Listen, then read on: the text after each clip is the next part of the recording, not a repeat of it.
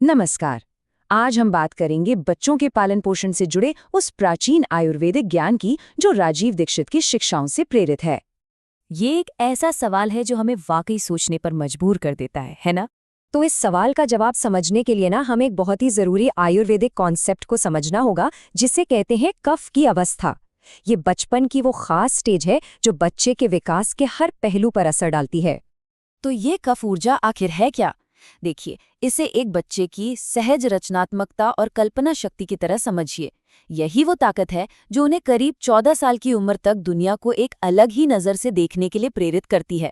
तो चलिए अब देखते हैं कि इस ज्ञान को हम अपनी रोजमर्रा की जिंदगी में कैसे इस्तेमाल कर सकते हैं। और इसकी शुरुआत करते हैं बच्चे के मॉर्निंग रूटीन से, जहां छोटे छोटे बदलाव भी बड़ा फर्क ला सकते हैं।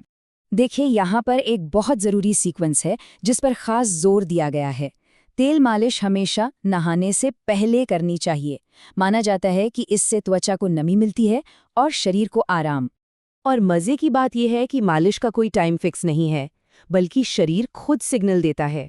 इस स्लाइड में कुछ बड़ी ही दिलचस्प बातें बताई गई हैं, जैसे सिर, कान और आंखें जैसे खास कफ सेंटर्स पर ध्यान देना और आंखों के लिए तेल की जगह घी का इस्तेमाल करना।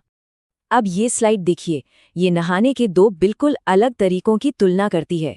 सलाह ये है कि केमिकल वाले मॉडर्न साबुन से बचें और इसकी जगह उपटन जैसे नेचुरल पाउडर पेस्ट को अपनाएं। हम सब ने टीयर फ्री सोप के एड्स तो देखे ही हैं, लेकिन ये सोर्स इस आइडिया को सिरे से खारिज करता है। तर्क ये है कि साबुन का स्वभाव ही कास्टिक होता है और वो बच्चे की नाजुक कफ प्रधान आंखों को परेशान करेगा ही करेगा।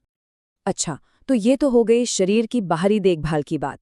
अब देखते हैं कि ये जो कफ की अवस्था का सिद्धांत है, ये बच्चे के खाने पीने यानी उनके पोषण को कैसे प्रभावित करता है। तो कफ को बैलेंस करने के लिए जो डाइट बताई गई है वो पौष्टिक और नेचुरल चीज़ों से भरपूर है। यहाँ कुछ खास उदाहरण दिए गए हैं, जैसे दूध, मक्खन, गुड़ और मोटे अनाज। ये सभी एक बढ़ते शरीर को ज़रूरी ऊर्जा देते हैं। जहाँ कई चीज़ें खाने की सलाह दी गई है, वहीं एक चीज़ ऐसी है जिसके बारे में ख़ास तौर पर चेतावनी दी गई है कि इससे हर हाल में बचना चाहिए। और वो चीज़ है मैदा, यानी सुपर रिफाइंड गेहूं का आटा। सोर्स का तर्क है कि ये बच्चे के कफ बैलेंस को बिगाड़ता है। सलाह ये है कि मैदे से बनी चीज़ों की जगह पूरे गेहूं या दूसरे पौष्टिक अनाज से बने ऑप्शन चुनें। लेकिन ये पूरी फिलॉसफी सिर्फ शरीर तक ही सीमित नहीं है। ये आयुर्वेदिक नजरिया बच्चे के मन और उसकी कल्पना को पोसने पर भी बहुत जोर देता है। और यहाँ एक बहुत ही खूबसूरत बात कही गई है कि एक बच्चे की जो कल्पना शक्ति है वही उसकी सबसे बड़ी ताकत है, और ये सीधे सीधे उसकी कफ प्रकृति से जुड़ी है। तो सवाल ये उठता है कि इस कल्पना को बढ़ावा कैसे दिया जाए। गाइडेंस बिल्कुल साफ है। लंबी क्रिएटिव कहानियों और किताबों से उनके दिमाग को एक्टिव रखें। ये पैसिव स्क्रीन टाइम के मुकाबले उनकी क्रिएटिविटी को बढ़ाने में ज़्यादा मदद करता है। कहानी सुनाते वक्त जल्दी करने की ज़रूरत नहीं है। इस नज़रिए के मुताबिक एक लंबी और डिटेल में सुनाई गई कहानी बच्चे को अपने मन में एक पूरी दुनिया बनाने का मौका देती है। यहाँ सफ़र मंजिल से ज़्यादा ज़रूरी है। और जहाँ कल्पना होगी वहाँ जिज्ञासा तो होगी ही। और यही बात हमें अपने आखिरी और शायद सबसे ज़रूरी सिद्धांत की ओर ले जाती है कि एक बच्चे के कभी ना खत्म होने वाले सवालों का जवाब कैसे दें।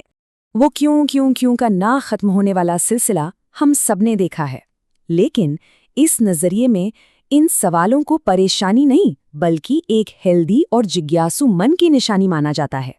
तो ऐसे में क्या करें जब जवाब पता ही ना हो? सलाह बहुत सीधी है, ईमानदार रहें।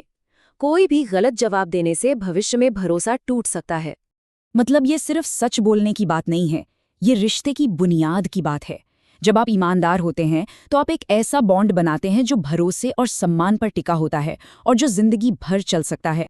तो इन सारी बातों को अगर हम समेटें तो सार क्या निकलता है? ये 4 सीधी सीधी बातें।